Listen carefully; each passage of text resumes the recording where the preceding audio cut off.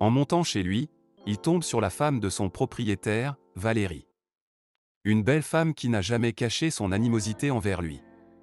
Elle lui reproche ses retards constants de loyer et ses constantes excuses. Et là, entre les cris, il commence à sentir l'effet de la pilule. Son corps sent différemment, son énergie est au maximum, son esprit est clair et concentré. Avec éloquence et confiance, il arrive à calmer la situation. Il décode la colère de la femme comme un transfert de ses autres soucis, ses études de droit. Il arrive à ressortir des informations vues, entrevues, apprises des années auparavant. Maintenant il a accès à tout, et c'est cristallin. Elle est fascinée, première étape de toute séduction efficace. Il termine par faire le jeu de l'âne à deux dos, She didn't have a chance. et il lui rédige une dissertation qui s'avère être un pur bijou. De retour dans son appartement, il n'arrive toujours pas à y croire. Avec un sursaut de motivation inconnue, il range le Capharnaüm et rend son appartement impeccable.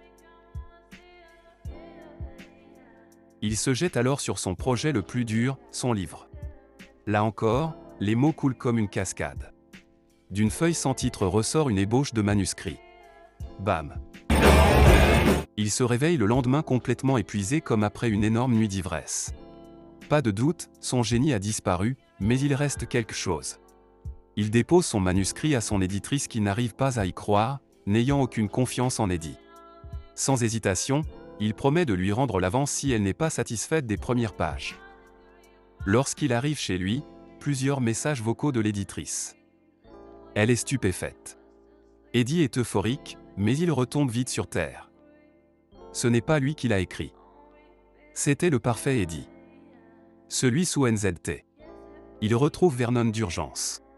Celui-ci, dans son appartement à Manhattan, s'est fait passer à tabac.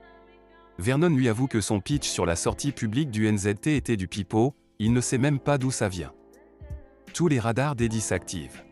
So you want some more? Yes, definitely. Mais il les oublie vite. Vernon n'a pas d'estime pour Eddie, et lui demande d'aller lui chercher à manger, et aussi ses vêtements chez le teinturier.